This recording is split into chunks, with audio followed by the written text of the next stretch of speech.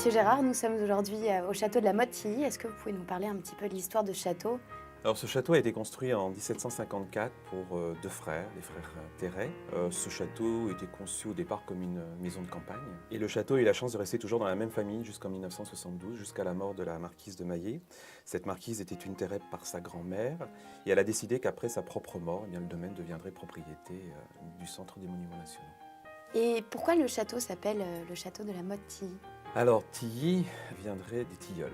C'est un Des tilleuls. arbre qui est assez fréquent dans la région. Quant au mot la motte, en fait, c'était la motte féodale. Le château donc, est construit en 1754. On va réutiliser en fait les pierres de l'ancienne forteresse pour construire donc, ce château. Combien de pièces a ce château? 72 pièces, normalement, c'est le chiffre que l'on donne aux visiteurs. Et là, on est dans quelle salle?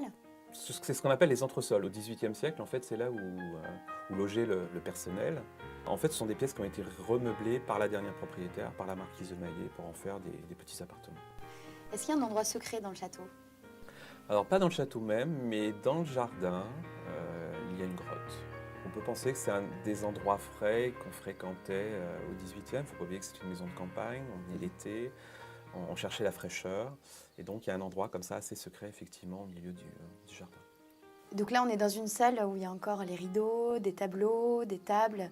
Une des volontés de la dernière propriétaire, la marquise de Maillé, demande dans son testament à ce que vous, visiteurs, ayez le sentiment d'une présence. Donc effectivement, on a les fleurs, on a les petits objets qui traînent à droite, à gauche, on a des mégots de cigares, voilà, c'est un ensemble de choses pour faire vivre ce château.